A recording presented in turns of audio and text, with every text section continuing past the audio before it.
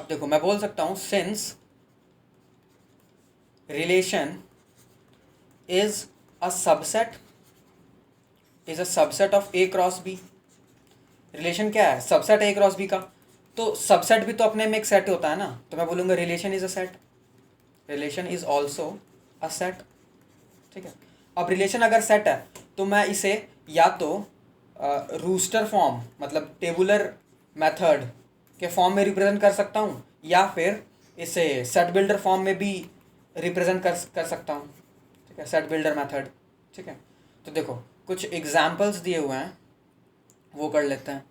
देखो for example जो question NCERT में वो है, एक सेट है ए और एलिमेंट्स दिया हुआ है सेट का 1 2 3 4 5 6, 1 2 3 4 5 और 6, और बोला जा रहा है डिफाइंड अ रिलेशन ऑन, चलो define a relation on, relation, चलो रिलेशन का नाम दे दिया हमने R, define a relation R on A. तो देखो ऑन ए का क्या मतलब है कि relation is defined from A to A.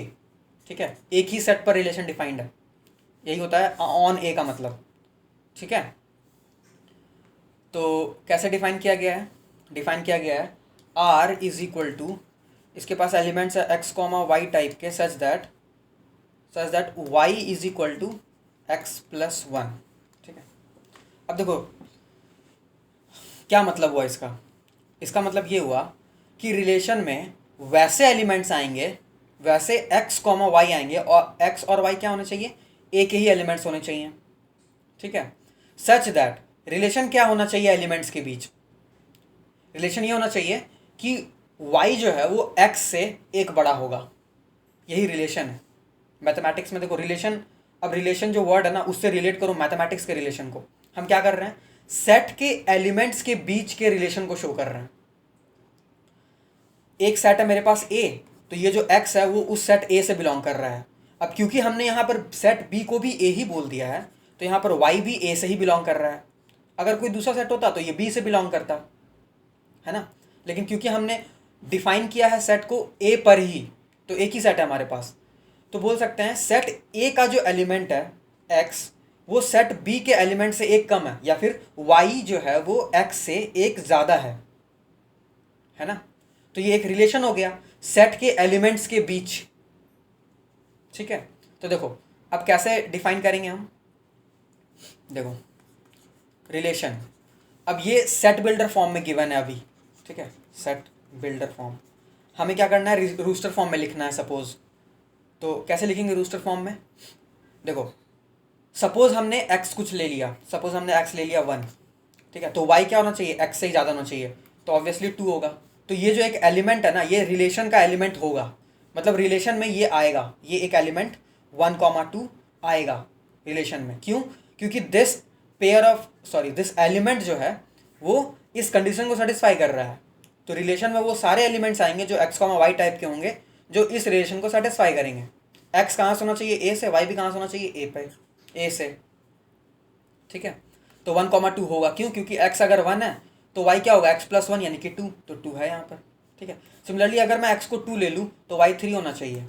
ठीक है, अब मैं एक्स को 3 ले लूँ तो वाई 4, फिर ये 4 तो ये 5, और ये 5 फिर ये 6। ठीक है, बस इतने ही एलिमेंट्स आएंगे।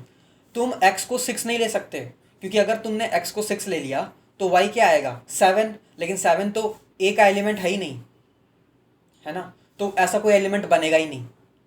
अब ऐसा नहीं हम लिख सकते ना कि 6 कॉमा कुछ नहीं, ये तो एलिमेंट नहीं हुआ। एलिमेंट ऑर्डर्ड पेयर के टाइप का होना चाहिए, है ना, तो ऐसा नहीं लिख सकते हम लोग। ठीक है, तो रिलेशन जो दिया हुआ है, ये relation can be written as 1 2 2 3 3 4 4 5 5 6। ये 5 एलिमेंट्स हैं इस रिलेशन के। ठीक है, अब बोला जा रहा है इसे एरो डायग्राम से भी शो करना है हमें, डिपिक्ट यूजिंग एरो डायग्राम्स। तो देखो चलो एरो डायग्राम्स बना लेते हैं। तो उसके लिए क्या करना पड़ता है? हमें 2 सेट पहले बनाना पड़ता है। तो चलो मान लो ये सेट ए हो गया और ये सेट बी हो गया। तो सेट बी भी कुछ नहीं है, सेट ए ही के इक्वल है, ठीक है। तो यहाँ पर हमने लिख दिया 1 2 3 4 5 6, छोटा पड़ गया क्या, 1 2 3 4 5 6, ठीक है। अब कैसे करना है, तो x का जो एलिमेंट होना चाहिए, देखो ये x को रिप्रेजेंट कर रहा है और ये y को रिप्रेजेंट कर रहा है, ठीक है। क्यों, क्योंकि जो ऑर्डर्ड पेयर है वो कैसे, किस फॉर्मेट में लिखा हुआ है, x कॉमा वाई टाइप का लिखा हुआ है, मतलब जो x है वो a से होगा, y है वो b से होगा, और इस केस में b और a दोनों बराबर है, ठीक है। तो a के सारे एलिमेंट्स x को रिप्रेजेंट कर रहे हैं और b के सारे एलिमेंट्स y को रिप्रेजेंट करेंगे, ठीक है। सो x क्या होना चाहिए, x y से एक छोटा होना चाहिए, या फिर हम बोल सकते हैं y x से एक बड़ा होना चाहिए। तो x अगर मैं 1 लूँगा तो y एक बड़ा लेना पड़ेगा 2, अगर मैं x को 2 लूँगा तो y 3 होना चाहिए, फिर 3 4 4 5 5 6, बस हो गया। डायग्राम से हमने शो कर दिया इस रिलेशन को, ठीक है। अब बोल रहा है हमें डोमेन, कोडोमेन और रेंज फाइंड करना है इस रिलेशन का, ठीक है। चलो फाइंड कर लेते हैं। डोमेन क्या होगा, डोमेन ऑफ रिलेशन, वो सारे एलिमेंट्स जो कि ऑर्डर्ड पेयर्स के फर्स्ट एलिमेंट है। ऑर्डर्ड पेयर्स में देखो हमारे पास 5 ऑर्डर्ड पेयर्स है ना, तो उसके फर्स्ट एलिमेंट कौन कौन से हैं, 1 2 3 4 और 5। या फिर सेट ए में देखो कौन कौन से एलिमेंट्स के इमेज मिल रहे हैं हमें, 1 का कोई इमेज मिल रहा है, 2 का कोई एक इमेज मिल रहा है, 3 भी कनेक्टेड है किसी ना किसी से, 4 भी किसी ना किसी से रिलेटेड है, 5 भी किसी ना किसी एलिमेंट से रिलेटेड है, ठीक है। तो जो जो एलिमेंट्स ए के रिलेटेड है वो हो जाएंगे डोमेन के एलिमेंट्स, ठीक है, डोमेन ऑफ दिस रिलेशन। तो क्या हो जाएगा 1 2 3 4 5, 6 नहीं होगा क्योंकि 6 किसी भी एलिमेंट से रिलेटेड नहीं है, ठीक है। अब रेंज निकाल लेते हैं, चलो।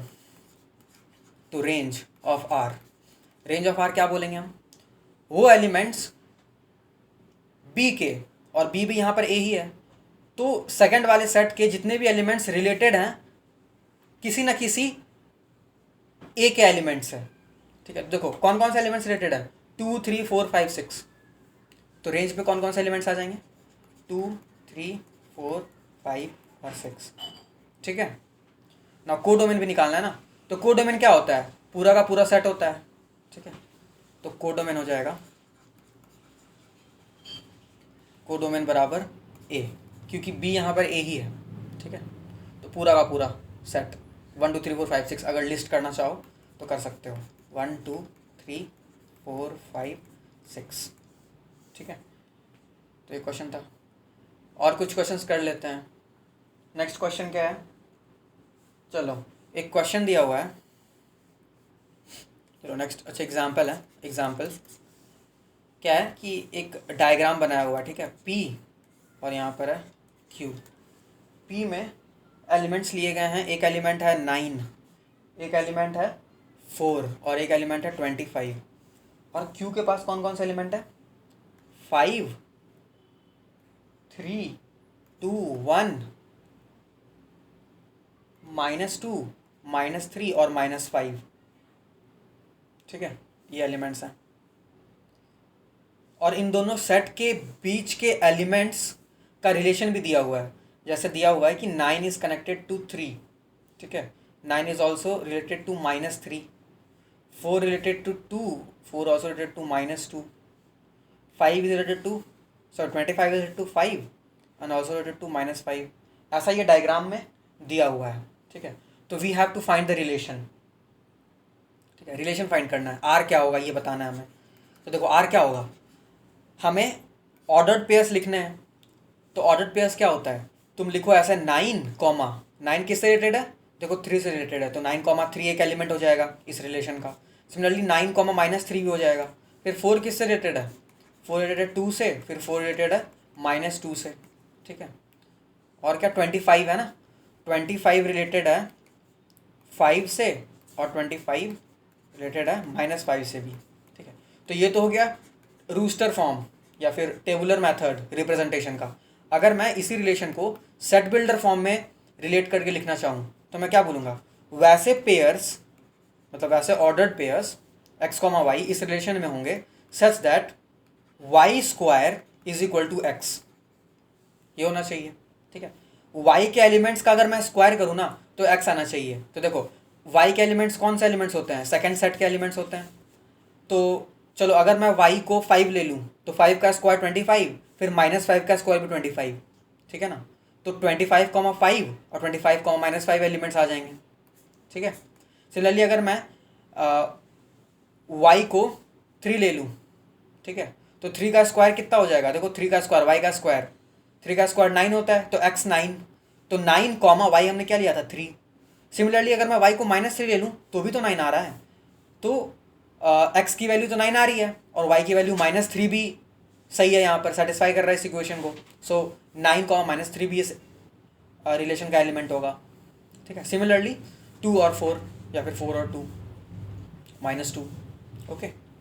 So you can do it ना। एक और क्वेश्चन है, मतलब एग्जाम्पल है, क्या है, दो सेट दिया हुआ है, ए के पास 2 एलिमेंट्स है 1 2 और बी के पास भी 2 एलिमेंट्स है 3 4। पूछ रहा है find the number of relations, find the number of relations from A to B. तो देखो अब यहाँ पर क्या दिया गया है कि कितने नंबर ऑफ रिलेशंस ए से बी में बनाए जा सकते हैं, वैसे रिलेशंस फाइंड करने में। तो रिलेशंस क्या होते हैं, नंबर ऑफ रिलेशंस क्या होता है, मैंने बताया था अभी। सोल्यूशन, अगर ए के पास p एलिमेंट्स है तो p का वैल्यू यहाँ पर है 2, और अगर b के पास q एलिमेंट्स है, q का भी वैल्यू गिवन है 2। द नंबर ऑफ रिलेशंस, है ना, क्या बोलेंगे, number of relations from a to b is equal to 2 to the power p into q, 2 into 2 that is 2 to the power 4, मतलब 16 relations, ठीक है। या फिर तुम ऐसा भी देख सकते हो, रिलेशंस क्या होते हैं, ए क्रॉस बी फाइंड कर लो, उसके सबसेट होंगे। तो ए क्रॉस बी क्या हो जाएगा यहाँ पर, देखो ए क्रॉस बी 1,3, फिर 1,4, फिर एक हो जाएगा 2,3 और 2,4, है ना, ये एलिमेंट्स हो जाएंगे ना, देखो, ठीक है। तो 4 एलिमेंट्स आ गए ना हमारे पास ए क्रॉस बी में, ए क्रॉस बी में 4 एलिमेंट्स हैं। तो अगर किसी सेट में 4 एलिमेंट्स होते हैं तो उस सेट के कितने सबसेट्स पॉसिबल हैं, जितने भी सबसेट्स पॉसिबल है तुम हर बार एक सबसेट को चूज़ कर सकते हो, तो हर सबसेट एक रिलेशन होगा, क्योंकि ये ए क्रॉस बी है। ए क्रॉस बी का एक सबसेट को हम रिलेशन बोलते हैं, ठीक है। So number of subsets of A cross B is equal to 2 to the power 4। तो number of subsets is equal to number of relations, ठीक है। तो आई होप ये समझ आया होगा।